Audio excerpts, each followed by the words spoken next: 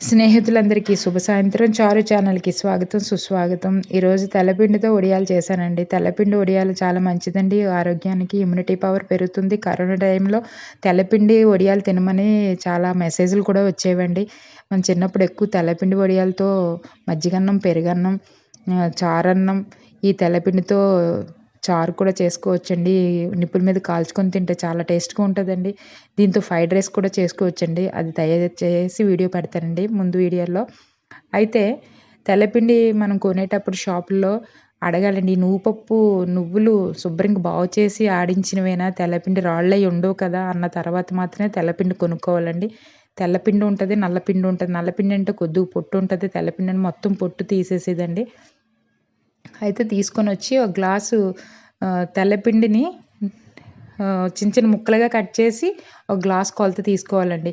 ఒక గ్లాస్ కొలత తీసుకొని గిన్నెలో పోసుకొని 2, 3 సార్లు వాటర్ ఏసి కడిగేసిన తర్వాత ముక్కలు తేలిన వరకు నీళ్లు పోసి నానబెట్టుకోవాలండి. కొద్దిగా వాటర్ ఎక్కువైపోయిందండి. వాటర్ ఎక్కువైపోవడం వల్ల నాకు పిండి లూజ్ అయ్యి వడియాలు షేప్ అవుట్ అయిపోయాయండి. లేకపోతే చిన్న సైజు వడియాలు వడల్లా వస్తాయండి. అయితే రుచి మాత్రం చాలా బాగుందండి. టేస్ట్ చాలా బాగుంది. కారం అది చాలా కరెక్ట్‌గా సరిపోయిందండి.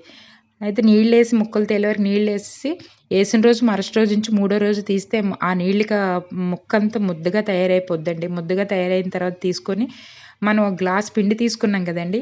అర గ్లాస్ కారం, పావు గ్లాసు ఉప్పండి. కారం ఇంట్లో ఎండుమిరపకాయలు ఆడించుకొని ఉంచుకొని ఆ కారం వేసుకోవాలండి. తర్వాత రాళ్ళుప్పు కొనుక్కొని శుభ్రంగా ఎండబెట్టేసి నలకలేమైనా ఉంటే ఏరేసుకొని మిక్సీ బ్లేడ్లు కూడా షార్ప్ అవుతాయి. మనకి రాళ్ళుప్పు వాడుకునే విధానం కూడా బావుంటదండి.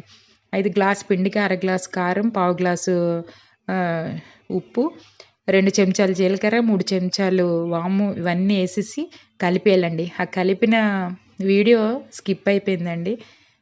ఇలా ఉంటదండి మొత్తం అదంతా.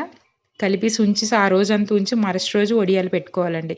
పెద్ద పళ్ళెంలోని ప్లాస్టిక్ పేపర్ ఏసేసి ఈ వడియాల మాదిరిగా పెట్టుకొని 2 రోజుల్లో ఎండిపోతాయండి. తీసుకొని ఎండిన తర్వాత తడి లేని డబ్బాలో స్టోర్ చేసుకోవచ్చండి. చేసుకొని సంవత్సరం పాటు నిలవుంటాయండి. ఇది వర్షాకాలంలో కూడా చాలా తినాలనిపిస్తుంది. మంచిది పెరుగన్నంతో గానీ, ఎండాకాలమైనా పర్వాలేదు. ఎండలో కొంచెం కారం తినలేం గదా! ఒకసారి ట్రై చేయండి. ట్రై చేసి ఎలా ఉందో చెప్పండి. బాయ్. Thank you.